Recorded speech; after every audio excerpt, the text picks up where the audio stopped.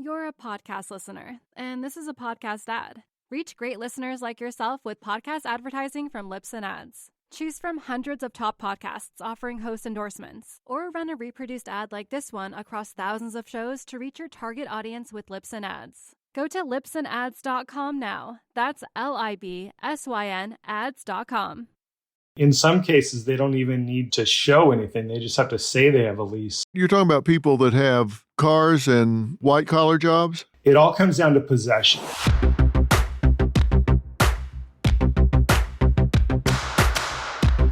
All right, imagine having the opportunity to take your family on a dream vacation. You worked hard, implemented a plan, and made it a reality. Now, while on this dream vacation, you post on social media beautiful pictures of your adventures and daily activities. A week later, your vacation draws to an end, and you arrive back home and find a scary and horrible squatting situation happening. Now, people have taken over your home. They literally moved in while you were away. And in some states, there is nothing you can do about it. I am not one to support bad behavior, and I want you to be informed of your rights as a homeowner, landlord, or a renter. In 2019, squatters took over Flash Shelton's mother's house. Those squatters messed with the wrong guy. Flash is an anti-squatter activist, squatter hunter, and host of Outside the Box with Flash. He's going to tell us how he got the squatters out in less than a day. And that, sadly, is unusual. Also here in studio is Mark Gerling, managing attorney at Gerling Law. Now, he is a Texas real estate attorney serving landlords and has expert knowledge of Texas eviction law. So thank you both for being here. I appreciate it. We are really interested in what you guys have to say. I've been interested in these squatter stories for really a long time. Going back a couple of years in California, it's really bad because they just don't have the right laws there as they do here. I'm interested in hearing everything you have to say about it. We've done shows about this. We've talked to victims. I haven't got any perpetrators to talk yet, so I'm interested in hearing what you guys have to say about what you've encountered. So, Mark, you deal with this here in Texas, right? I do. Yes, I do. I see it quite a bit. How frequent is it in Texas and the Metroplex? Well, to answer that question, I think it's important that we kind of define what a squatter is, because a lot of times landlords come to me and their idea of what a squatter is, someone who's been paying rent under a lease, for example, and they stop paying rent. I wouldn't consider them a squatter. What you're talking about is a very hostile possession situation. Those in Texas, I don't see a lot. I do hear about them quite a bit in other states. Most of the squatter situations that I'm running into involve a tenant who may or may not execute a lease, but they end up taking possession of the property under false pretenses. So perhaps they'll make a promise of a payment. Usually there's a housing emergency involved, which should always be a red flag for a landlord. But that's typically what I'm seeing. Well, I can tell you that in the research we've done for shows and things in the past, we've run across a fair amount of straight up fraudulent squatters in the Metroplex that actually work neighborhoods. They go in one house, they finally get out of that, they move up the street, go into another one. We've got victims that have spent as much as $250,000 trying to get them out. So it can be a serious problem. Flash, you weren't involved in this until they hit your mother's house. How'd they get into your mother's house? My father had passed away. We moved my mom in with me to sell her house so she could move on. It was a remote location in Northern California to just the family. We just didn't want her up there by herself. We listed the house, had a sign in the front yard, and I got a report that the realtor said there was, people coming and going and they couldn't do anything with the house. And neighbors told me that the back door was broken in. So I did like everyone. I called the sheriff and I expected them to just go in and rip them out, arrest them for breaking and entering, trespassing. And I was told the words that everyone dreads, that, there's a house full of furniture. It appears you have a squatter and there's nothing we can do. All right, let's talk about this, because I can tell you what our listeners are thinking and viewers are thinking about right now. You just said back door was broken into. Okay, now that's not always the case because they do some different things, which we'll get to in a minute. But in some cases, it's just that blatant. They break through a window or a door. Mark, how is that not breaking and entering? It is breaking and entering. The problem with that scenario is it puts law enforcement in the position of being the judge. If they come to a property and a homeowner's complaining that the occupants of the property have broken and entered, but then the police officer observes things like beds in the property, he has no way of knowing. It's their word against the landlord's. So they often are very hesitant to do anything, and that's where the homeowners end up hearing the unfortunate words, "It's a civil matter." That's something we hear a lot. Okay, every situation that we've investigated here, and there have been many from Florida to California, they tell me when the police get there, they present some kind of piece of paper. I mean, they've literally, and I mean this literally, not as a extreme example, but literally, they have a lease written out on the back of a fast food sack, and it's not signed. It's just they've written out, I agree to rent or lease this property to so-and-so for X amount of dollars. And I mean, it's just scribbled out. And as soon as they show that to the police say, well, this is now a civil matter. There's documentation here. There's a lease. So if they didn't have anything, they were just in your house and they had nothing, maybe we could do something, but that's not the case. They've got a lease here. They've got a rental agreement. They've got something. So you're going to have to go down and file something with civil court, start eviction procedures and processes. But as the police, we can't do anything. Is that true? Pretty much. Yeah. Flash, let me know what you've encountered out there dealing with these people. Yes, in some cases, they don't even need to show anything. They just have to say they have a lease. In my situation, the difference between being arrested for breaking and entering or trespassing was evidence. The fact that there was reasonable doubt and law enforcement could not determine if they broke in or not, it was a civil matter. If I had video, if I had proof, if I had cameras up and I could say, look, this is when they broke in, then it would have been a different story. And Dr. Phil, in my practice, I see as much as 30% of the evictions we're handling at any one time driven by oral agreements. So that the prevalence of oral agreements for leases really complicates the situation for law enforcement. Man, I would think so. We have a video listed here of yours, Flash, says how I removed squatters in less than a day. Is that something we can play? Hi, are you Flash? Yeah. I'm Marla. Hey. I'm really sorry about all this. I really am. It's just, it's a nightmare beyond. I mean, The stuff is in the house. You told me that it was accidentally delivered and it was in the garage. no, I didn't say it was in the garage. Oh, no. I never said that. But Well, but anyway, I mean, it's been in the house for a lot. a long Yeah. time. And, Yes. I've had realtors over here telling me they can't do anything because of all this stuff.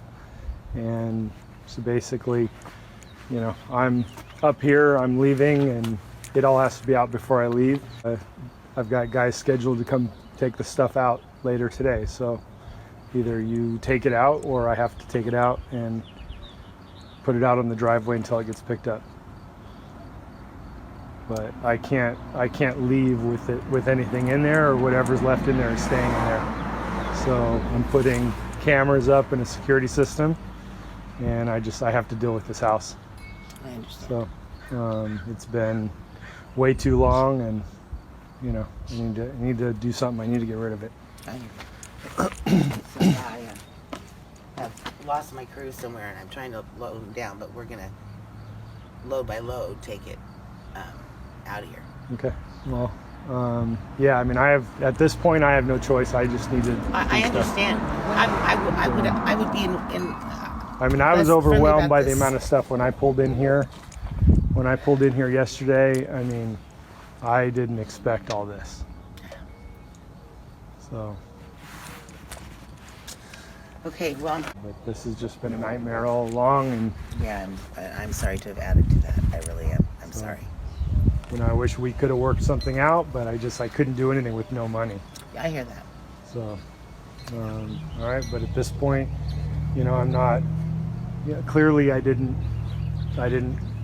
call the police and press charges or anything like that. I just want it done, and then you and I need to talk about the financial inconvenience that this has caused, because I haven't been able to do anything with this house for months, because every time they come over here, they tell me that there's people here and that there's furniture in the house. So. And who's telling you that? The realtors. That there's people here, because. Yeah. So neighbors tell me that they see people coming in and the lights on. Someone went in and turned on the power because the power was off to the house. So neighbors have been telling me that there's been a lady and some other people, like young and old, and some a mixture between female and males coming into the house at night, and the lights are on at night. Well, that would not be neighbors us. there, neighbors there, neighbors there, and neighbors there. That would never be us. And those are the ones that have been calling me, telling me. Yeah, move stuff in. I mean, there's like earbuds sitting on the table and stuff on the couches. Oh, they went through all of those boxes have been gone through and moved. Yeah, no. We don't know what's missing, and so that's my fault. That is all of it. I should have paid better attention. That's beside the point. We just need to get it done and taken care of, because so just make the right. Do what you can to get it out. Like I said, I mean, I have to start putting stuff in the driveway, and so that I can lock it up, because once I leave, you're not going to be able to get back in. Mm-hmm. Okay, so I'm trying to give you. We have none of us. No. But I'm saying to get your stuff. I'm saying get your stuff out. Even if you can't, even if you don't have something to haul it with right now, get it out. Get it out here so that I can secure the house up. That's all. That's what I'm asking. Okay. Okay, because I don't want to be the one tomorrow telling you, I'm sorry, I've got to lock it up and leave. I don't have flexibility here. I hear you. So that's why I'm telling you, just do everything you can to just get it out here. Okay, because then you can sit somebody here and worry about go get a truck at Home Depot for $17 or whatever. Yeah. You know what I mean? Yeah. So that's why I'm just telling you, I don't want to have this conversation tomorrow and be like, I'm sorry, I have to hit the road, and I'm, because at that point, I just have to secure the house, and I just have to go and all right. So yeah, just, do what you need to do. I'm going to be doing stuff, and just come and go and do what you need. Okay, so You're a podcast listener, and this is a podcast ad. Reach great listeners like yourself with podcast advertising from Lips and Ads. Choose from hundreds of top podcasts offering host endorsements, or run a reproduced ad like this one across thousands of shows to reach your target audience with Lips and Ads. Go to lipsandads.com now. That's LIBSYN ads.com. You're a podcast listener, and this is a podcast ad. Reach great listeners like yourself with podcast advertising from Lips and Ads. Choose from hundreds of top podcasts offering host endorsements, or run a reproduced ad like this one across thousands of shows to reach your target audience with Lips and Ads. Go to lipsandads.com now. That's LIBSYN ads.com. these are the people that took over your mother's house. These two women? Yeah, it was actually, there were 2 women and 5 men that I counted walking out of the house that morning. She wanted to tell me that it wasn't them, but she had no idea at that point that I was actually sitting down the street watching. Later I found out, at that point, I had found out that they had tried to rent the house when we were trying to sell it. They had approached the realtor about renting the house. They had said that they didn't have any money, couldn't pay rent, but they just wanted to do maintenance in exchange. So what ended up happening is when I told them, no, we needed to sell the house, they just had a U-Haul truck delivered and decided to move in anyway. So it turned out, now when I went there, I had no idea who they were, but it turned out it was somebody that had tried to rent the house. So at this point, they had been in the house how long? I would say probably a couple months, 2-3 months. Really? All right. And had they done anything to destroy the house? They hadn't done anything to destroy the house other than, busting in the back door. Yeah, that's good. And so when you confronted them for being in the house, what was their excuse? She said that the furniture was delivered there by mistake. Oops. Well, just go ahead and move it in. Yeah, I sat there and it's a whole game. I'm certified in de-escalation, so communicating and not arguing and not calling her out on lying and things like that is all part of just playing the game. Because if I sit there and say, you're lying, I watched you pull out of this driveway, the only thing that does is just escalate the situation. Then I have law enforcement involved, and I'm no different than any other homeowner dealing with the situation. You created a lease between yourself and your mother, so you showed up as the legal tenant to occupy the house. Yes, I had read, I learned a lot about squatters over a weekend, and I had heard a lot of them have fake leases. So I thought, if I'm going to get in my car and I'm going to drive 10, 12 hours and show up there, if I didn't have a lease in hand and they had a fake lease, I would just been sent home. So I needed to get a lease. We got it notarized. My mom was still emotionally just spent from losing her husband, my father. So I couldn't even tell her. I just had to tell her that I was going to go do repairs on the home, but I wanted a lease to show that I belonged there. Does that work in Texas, Mark? It can work. I really like his approach because he was firm. He set deadlines with them, and one of the things that he did as well was getting them on camera to admit that they weren't supposed to be there. And that, I think that really would carry a lot of currency normally. One of the problems that we have in Texas, I'm sure other states have this as well, is if you wrongfully remove a tenant, even one who's not legally supposed to be there, if you fail to go through the legal process of eviction, you subject yourself to having the tenant go to a local justice of the peace and asking for something called a writ of reentry.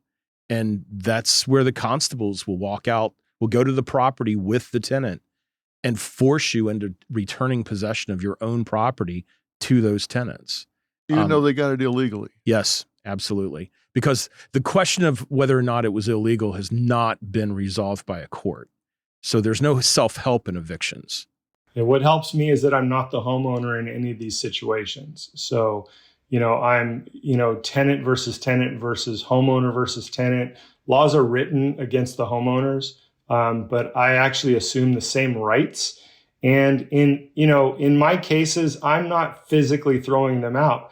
I'm getting them to want to leave. What made them want to leave in this situation? Well, in this situation, I switched places with them. So once I'd gained possession, so like if in certain situations, if they don't have a lease, it all comes down to possession. So when they when they start the civil court process, and they have possession, that's what gives them all the rights. So if I can gain possession prior to the civil process starting, then I have the rights. I have the rights of possession. Then they would have to literally take me to civil court to fight to get back in instead of fighting to stay in. Mark, you see, you have to physically get them out of the house? Yes, I think so, at least in Texas.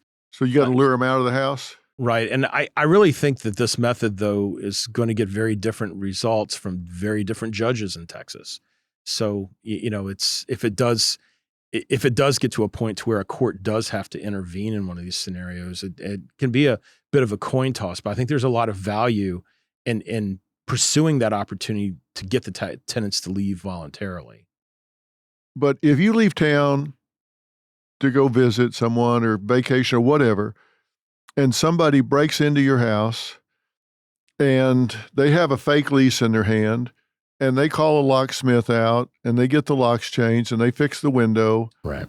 They're in there living and you come back and your key doesn't work and they're in there with the fake lease. You're out of your house. Right. Right. Now, even though you have a mortgage on it, you got the title filed. Are you not entitled to the peaceable possession of your property? Well, possession is part of owning property, and it's a piece of ownership of property that you can give away to others, and that's routinely done. Just like you can give away the mineral rights to real estate to a production, an oil production company. It's the same thing.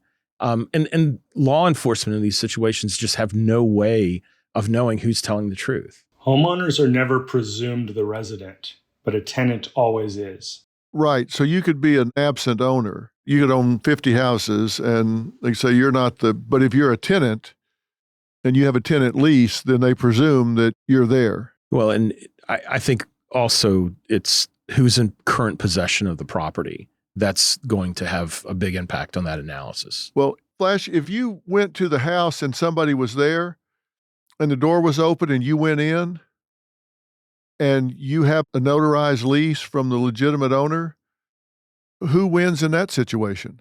I do, and I have been winning over and over.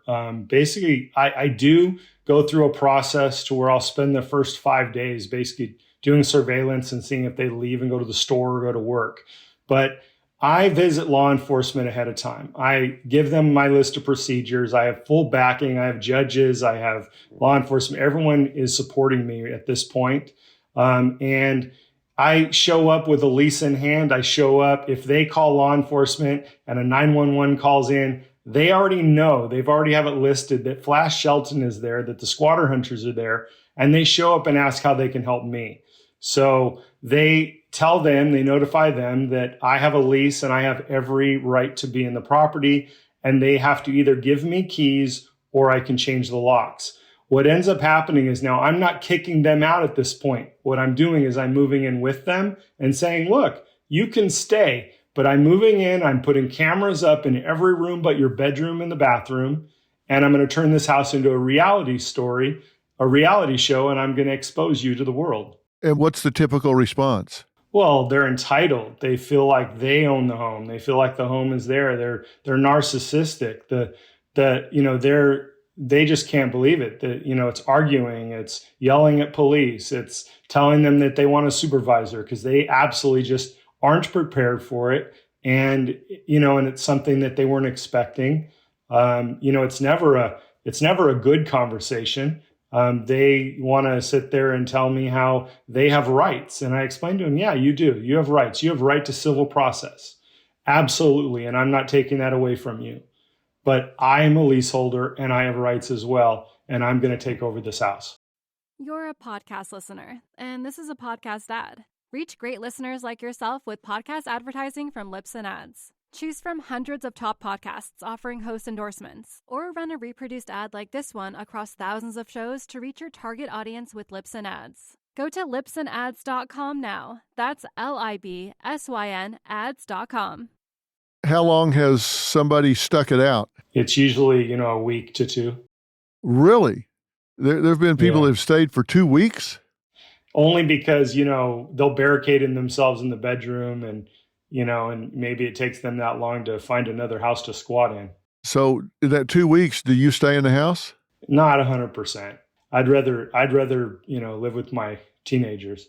Yeah. So once you move in, do you put belongings in the house? Yeah, a lot of times that's how squatters, I had a situation in Hollywood Hills where, the guy walks in with a backpack of clothes to rent a room and tells the lady that he's not leaving. And she says, well, I'll call the police. And by the time they get there, he just unloaded his backpack into the closet. And there you go. I live here. So I figure if it works for them, it'll work for me. How often do you have to go back? Do you go in once a day or once every few days? Oh, every day, it's not just me. So I have a crew of people. And so we make sure that we're a constant, and we're watching cameras. So, but usually it doesn't even get to that. Usually it's just the threat alone, just the influence, the news media I get, the subscribers, the YouTube, just the threat, saying, look, if you leave now peacefully, I may not, when I share this story, I may not show your face or your name or whatever. Just the threat sometimes works. And I would say most of the time, actually, it's rare that I actually have to move in with somebody. Has anybody gotten violent with you? No, not at all. We look, we're big guys with, full tactical gear, and we look like, people think we look like SWAT, and so it's intimidating. The other thing is there's no communication prior. We are just absolutely blindsiding them. So they're not prepared. And you had asked about damage to my mom's house. One of the things that, squatters do is they damage property, but they typically damage property when they know that they're going to have to leave. That's when they start destroying it. It's like that whole old saying of, if I can't have you, no one else can. Right.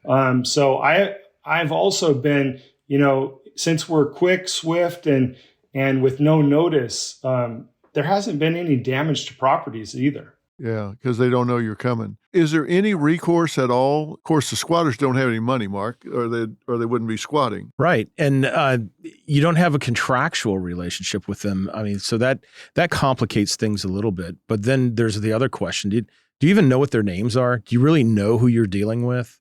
And until there's an arrest, you probably won't. So you won't know who to sue.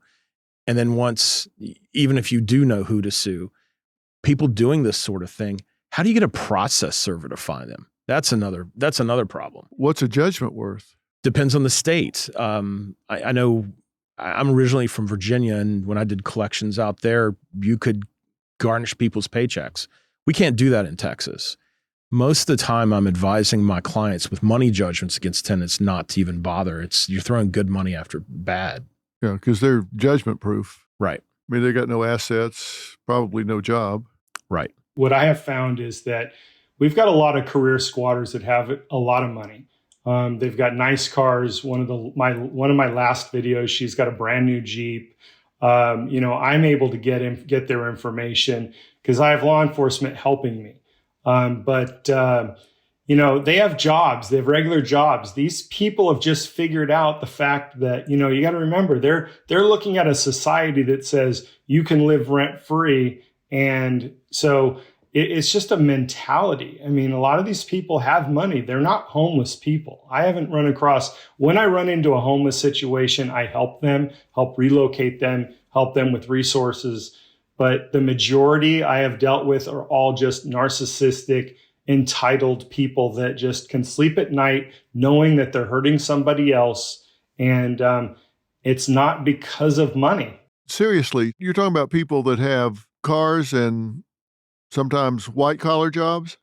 I have a squatter in Culver City, California, that climbs in and out of a window because she truly believes that she is going to own this 88-year-old woman's house. She has $138,000 in her bank account. Really? Why is she climbing in and out of the window? Because she doesn't have access to the main house. So she climbs in and out of a bedroom window. She was posing as a caregiver, and she wasn't caregiving, and she was fired. And the company said, well, she no longer works for us, but we can't help you get her out of your house. So we're working with this elderly woman, trying to relocate her. It's one of the GoFundMes that I started to help elderly people that don't have resources. A lot of people think that just because you own a home, you're rich, but that's not the case. So, and this is a woman that totally just absolutely feels entitled and thinks that that house is going to be hers. So she is willing to live under the worst circumstances just to continue to maintain possession of the property. And one thing that's also kind of scary about this situation, I'm starting to see things on the internet where you have these types of tenants who are training others how to do this, how to game the system, how to take advantage, how to do things like file affidavits of indigence so you don't even have to pay filing fees. It's a problem. Really? What Flash is talking about, you can't get adverse possession of a house unless it goes for at least a couple of years with nobody filing an objection to it, right? Right. Every state in the country has its own adverse possession law. And adverse possession, by the way, for people not familiar with the term, is when someone acquires possession of a property, starts using it, starts enjoying that property for a period of time, they eventually acquire the right to have a court essentially issue it's essentially issue an order establishing that occupier is the new owner of the property. The schemes are different to a great extent. Most of the Northeast goes with a 20-year rule, varies wildly throughout the rest of the country. I will say California and Montana need to be really careful. It's 5 years there. Texas is effectively 10. So it's all over the place. And if any time during that period, somebody comes along and says, no, I'm still using this property. This is still actively mine. I acknowledge it. It's mine. Then that resets the clock, right? It does, but you have to have evidence of that. To some extent, adverse possession is a bit of a paper tiger. I know at least in Texas, I do see filings from time to time, but it's a very hard case to prosecute successfully. The rules on it and the evidence requirements are strictly enforced. It's a real challenge to succeed in an adverse possession claim. It does happen. I've never run across one that was successful. I haven't really researched this, but I suspect most of the time when you have a successful adverse possession claim, it's usually involving a small strip of a boundary of land. Maybe a fence was put up in the wrong place, that sort of thing. Now, Flash, you recommend, or you tell me, if this gets into the court system, then they lose control. The owners lose control if it gets into the court system. You can't finesse the situation if it gets into the court system. I mean, unfortunately, the way it is right now, homeowners are, the balance is so that the homeowners don't have a lot of rights. So they don't, they're fighting an uphill battle. It's presumed that they have the more money. They're paying for their attorneys. A lot of times squatters have attorneys that are doing it for free, or they're doing it because they're trying to get a payoff for the homeowner. And I've said many times that squatters have the better attorneys. And what I mean by that is, if you were a pencil sharpener and that's all you did and all you had to do all day long every day was sharpen pencils, you would be the best pencil sharpener in the world because you only have one thing to do. The squatters' attorneys, the only thing that they focus on, they're not focusing on long-term. They're not focusing on taking your home. They are focusing on one thing, extension after extension until they exhaust the homeowner, until the homeowner can't fight anymore. And then they hit them with the payoff and the homeowners pay them. The squatter gets 20 grand and they move out and the attorney gets their money. Is this the cash for keys sort of thing? I mean, is that what's happening? They wear them down and then finally say, give me some money and I'll leave? I'm seeing it every day. I'm hearing about that stuff daily.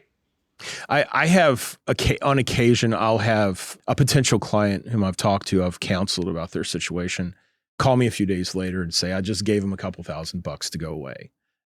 It does happen. By the time I pick it up, though, I can tell you, I never offer cash for keys. Well, I shouldn't say that. There were some very rare situations where the landlord I was representing was in a particularly bad spot legally, and it did make sense. But you're talking 1 in maybe 500 or so that'll happen. Yeah. Well, we found several, and we documented it, and they've offered a lot of money on some of these that get into a newly built house or whatever. We've documented where they've actually sold the appliances on eBay. Like you say, Flash, when they knew they were going to have to leave, they sold the toilet, they sold the refrigerator, they sold the washer, the dryer, they sold everything they could sell, and then ripped copper pipes out of the walls and out from under the house and did $40,000 worth of damage to get $200 or $300 for copper tubing, which is just insane. I can't find a single situation where somebody has been prosecuted for it. In every situation we've documented, nobody actually wound up getting prosecuted for breaking and entering, vandalism, or whatever. They just disappear into the wind and they're gone. Yeah, we had this wasn't one that I handled, but there was fairly close to here, Flower Mound, Texas. There was a gentleman who occupied a property and he was prosecuted, and that was extraordinary. My experience, I routinely tell my clients to go to law enforcement after the eviction's over. Go to law enforcement, discuss pressing charges against these occupants for what they did to your property, and it's always the same answer. It's a civil matter. They just won't touch these, and like we said earlier, it just isn't a civil matter. It's clearly a B&E. It's clearly a breaking and entering. Yeah. How many of these have you done, Flash? I've done, maybe in the last 6 months, I've kind of done physical. I've done about a dozen of them. I do consultations, 3 or 4 a day, across the U.S. and in other countries. In many cases, I can just kind of advise them and talk to them and help figure it out for themselves, and they don't actually have to bring our crew in. I've dealt with in the last year hundreds of cases. Wow. How do you charge for this? My heart was in it too much. So for like the first 8 months, I was covering everything, and it just didn't work out well for me. I think not. I charge $150 for a consultation fee that I'm giving advice, and I put that money towards helping with squatter law change. And then, and it ranges between $1,000 and $20,000 basically for us to, I've got 3 different phases to where, basically it comes down to $5,000 a week. But most of the time for $1,000, I'll do a virtual thing to where I look these people up, I get their background, I check out their family, their minister, whatever, whoever, their sponsor, whatever it is, and threaten to expose them and send them a short video clip. And in many cases, people have social media and they care about their reputation, and I can get them to move out just merely the fact that, I'm going to expose them. And I tell people, if they want to help me get squatters out, they just have to subscribe to my YouTube channel, because, it's that influence a lot of times that helps me. And the fact that, I can pretty much have the news media out at a location by the next day. Yeah. Wow. Hundreds of these things. Does that surprise you? Not Mark? at all. Not at all. Now, Flash, I understand you're nationwide. Is that correct? Yes. Yeah, that sounds about right. My biggest supporters are law enforcement. And, so when I started recruiting, squatter hunters, it's amazing the amount of law enforcement guys that are either active or retired that reached out saying, hey, we love what you're doing and we want to help. And a lot of guys saying, look, they spent 30 years on the force having to walk away from homeowners and turn their back on them. And I'm giving them an opportunity to actually do something for a homeowner now. So, so I'm taking advantage of that. I'm bringing in anyone that wants to help. But, I'm just excited in the fact that I've got law enforcement support, and I've had judges reach out to me, and now I'm actually have, which kind of surprised me, is that, attorneys are referring their clients when they get to the point where they just honestly look at them and say, look, this is going to drag out for like a year. So, and, they're like, you should go and try this guy out. It makes sense. I mean, if you can do this commonsensically and you can do it based on possession, it makes sense. And the two of you help our audience now. What are the best ways to inoculate yourself from being victimized by these squatters? I mean, people have to go out of town. When I travel, I don't ever tell anybody I'm leaving or where I'm going or anything of the sort, just for security purposes. But what do you say to people other than don't signal to the world that you're leaving your house unattended? How do you protect yourself against squatters? Yeah, I do have some prevention videos, and I do consultations for people that want to specifically break down their situation. But in general, you need cameras and alarm system with cameras that you can literally look at. No matter where you are in the world, you can look at it on your phone, so that you can document when they enter. I have situations where, and I have a video where exactly like you mentioned, where a family went on vacation and they came home to a squatter and they were not allowed to enter their home.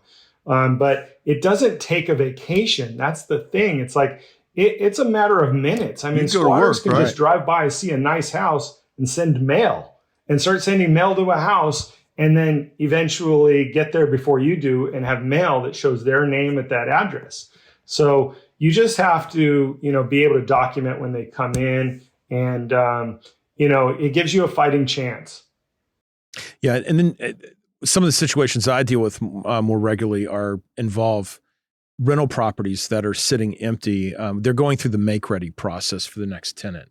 And then someone is let into the unit somehow. Someone breaks in. I've had situations where my landlord didn't take my advice, and he failed to change the locks on the property. That's a big one. I also advise that they cover all the windows, at least on the first floor. You don't want anyone sitting in. If they're not sure that the house is furnished, that someone's coming in and out, someone's living there, they're probably going to leave it alone.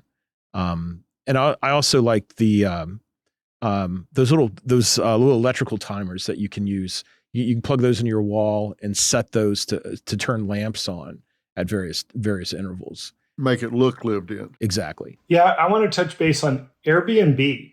One of the things, a lot of people are now becoming victims because of Airbnb. So I would just suggest the other thing would be, if you are Airbnb-ing your house, don't fall for I don't have a place to go. Can you just extend it for a couple days? Force them to go back to Airbnb and reserve it, because that's how these squatters are then removing Airbnb from liability, and it becomes all on the homeowner.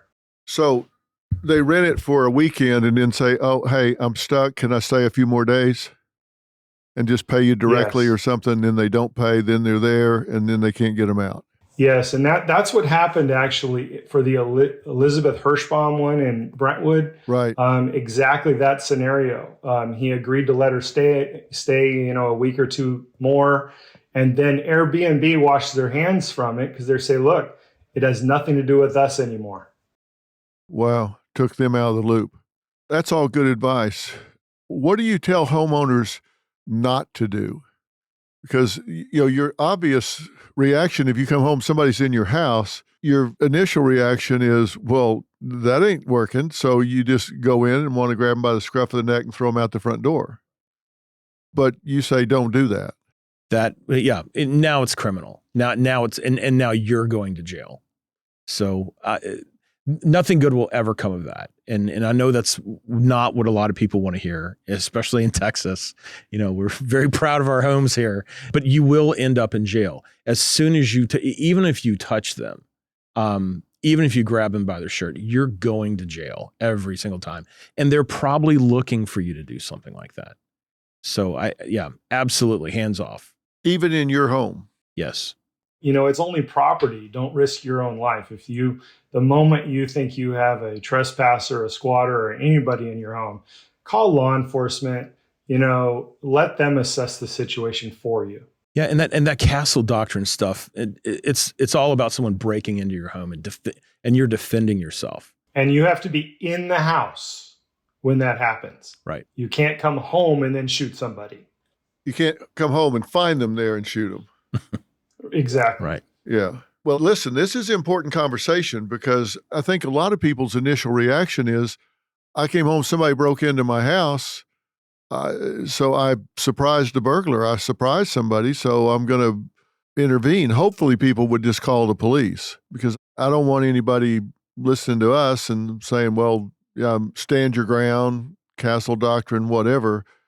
At that point, there are ways to do this and ways not to do it. And the worst thing is you're in jail and they're living in your house. That's that's worse than them just living in your house. You're living in jail and they're living in your house. Exactly. Now they're going to be there unassaulted by you or anybody else. Nobody's going to be harassing them because you're in jail. And they have a restraining order on you. Yeah. Now you can't come within 500 feet of your house. That's the worst possible scenario. Good grief. What is the world coming to? United Nations estimates over 1 billion squatters worldwide. Really? So, it's, that you can find on the internet. So they cared enough about it to actually get a statistic and put it out there. it's happening. It's not just a U.S. thing. It's a world thing. Yeah, but I kind of wonder about those statistics on some level. It's, what are they doing with the definition of what a squatter is? How many of are they including favelas in there, for example? It's what we're thinking of what a squatter really is. Someone who's taking hostile possession of a property. Yeah. Probably isn't totally lining up with those statistics, but I think it's high. I think it's on the increase. I think that influencer out of Florida, I can't remember the guy's name. He was encouraging and training illegals Right. on how to use the system, how to use our civil system to occupy someone's house and how to stay in them. Florida's legislature did a great job putting together a pretty strong law. I think there's a small little wrinkle there that I'd like to have seen a little bit tighter, but overall, I think they did a great job of closing the gaps there. Yeah, well, one of our squatter stories that we covered was involved in that law. She had a squatter in her home, and she's one of the ones that they did $40,000 worth of damage to before they could get them out. It was terrible. Nice little home, and it was up for sale, and cost her the sale because she had to go in and repair it and all that kind of stuff. It was just terrible. And what kills me about all this is there are laws that can be enforced quite often. I think your team may have located me with as a result of my involvement with evicting the Schwabs out of a property here in Texas. They ended up, after repeatedly victimizing landlords in the Dallas-Fort Worth area, they went up to Colorado, and the county there didn't mess around. The county ended up burning them on an identity theft crime. And that's often, when they're giving false identities to acquire possession of properties, which I see happening all the time. I'm dealing with one right now. And, this tenant even put her own background check together, if you can believe that. Really? Fake pay stubs from ADP. I mean, it really looks sharp. She did a great job. I got to give it to her. Yeah, but I mean, somebody that has that skill could do other things. I mean, if they put that much energy into it, what else could they do? That's absolutely crazy. I'm telling you, that's what the world's coming to. I hate that. I believe it comes down to just a sense of entitlement. And I'm glad you pointed out, both of you, that a lot of these people are not just trying to get in out of the weather. These are people that have resources, could rent a place. They're just trying to get by, save money and get by.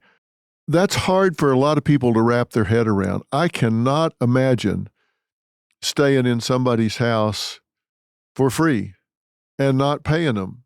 And they're coming asking me to leave. No, I'm not going to leave because you can't make me.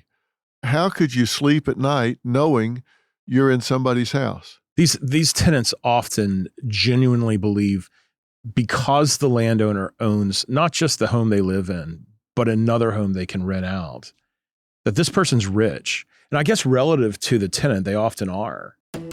I bought 2 properties with a business partner. After a year, one of the renters moved out. When I was sending a handyman over, we discovered pit bulls on the porch.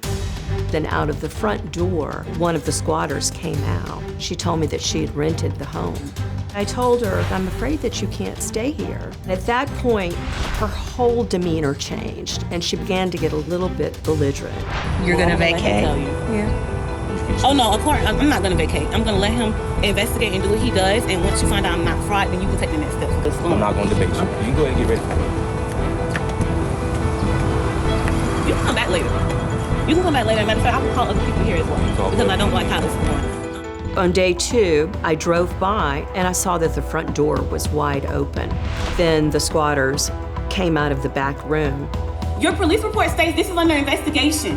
So with that being said, we don't have to leave anything until the police comes back and tell us what would be the I have every decision. right to be in the house. You don't have every right to be in the house at all. I do, ma'am. You do not. I was astonished and horrified. They threw bricks at my car. They threw human feces at me. They broke windows in the house. They destroyed all of the walls in the house. You don't have every right to be in the house at all. I do, ma'am. You do not. You do not, because according to my lease, me and my girlfriend owns the house. If you I'm not touching you. You are touching me, and this lady is doing we're blocking you from coming in the house. You are. Damn it. I don't know. I'm not the psychiatrist here. And Seriously, we had a woman on our show that's a realtor. She was saying that one of her attitudes was, hey, they're not using it. How are they going to miss it? What difference does it make? I can stay there. It doesn't matter. Well, it does matter. What an entitled attitude.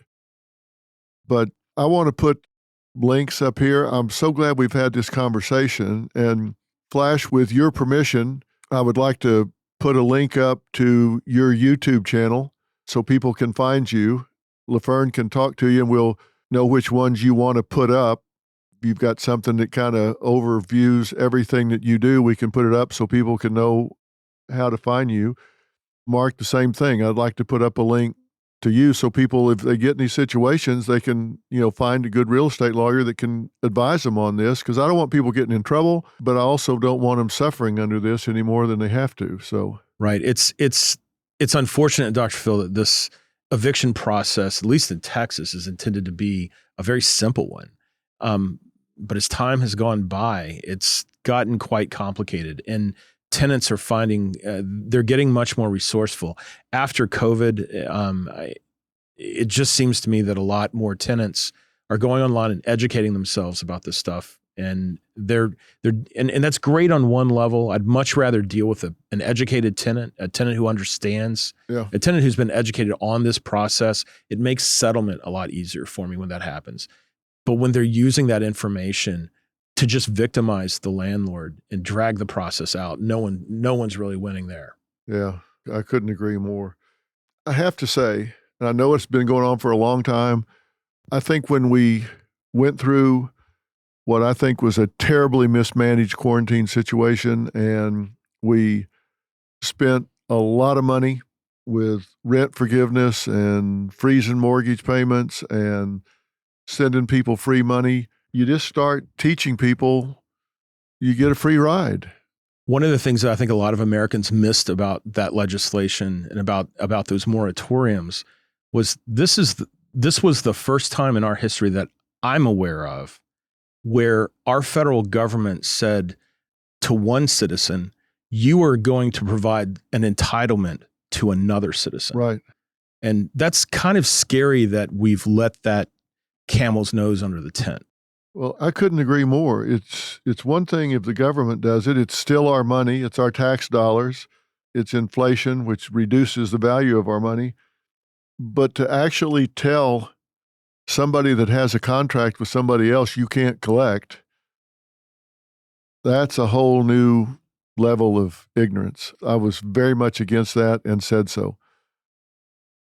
But it is what it is. Flash, if you'll give us guidance, we'll put up the proper links to you. We don't want to put up anything you don't want up.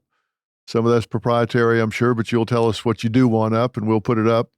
And Mark's same thing with you so people can find it. But the main thing is, do not take this into your own hands. Don't go in and become some vigilante and try to throw people through the picture window. You'll wind up with more trouble than getting somebody out of your house.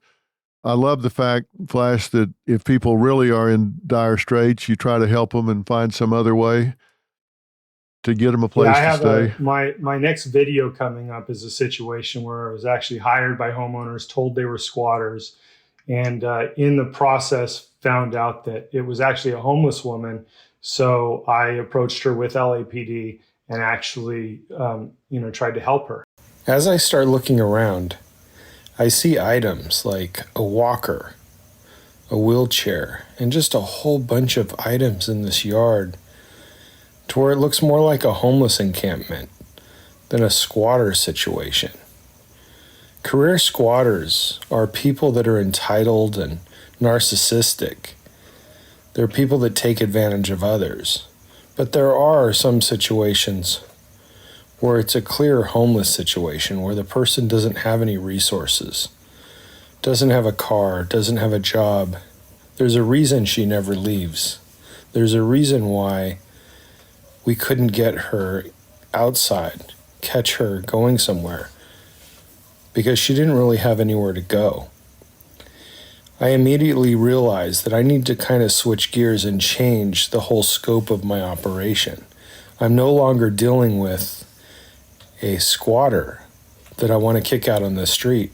This becomes more of a homeless rescue. I have to keep my eye on the goal, and that is to give the homeowner back their home. But I have to be humane about it, and I have to try to offer resources and see what I can do for this person. So immediately, I'm going to just start treating it a little bit different. My approach will be different. How I handle it will be different.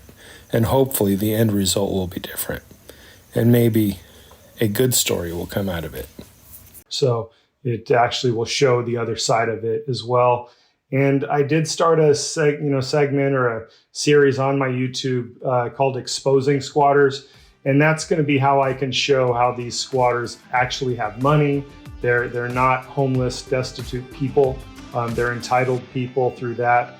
And then also I've got a TV show in the works, and I'll be able to announce that soon officially. But I'm hoping to be able to, on a bigger scale, go in and get these squatters out and show people what it's all about. Well, and you're doing it the right way. So, nobody's getting hurt. Everybody's staying safe, and law enforcement is working with you as well. So that's great. We'll put up the information, and when the TV show gets ready, let us know about that too. I will. All right. Guys, thanks so much for talking about this. Thanks so much for having us. I appreciate it. So long, guys. Take care. All right, bye.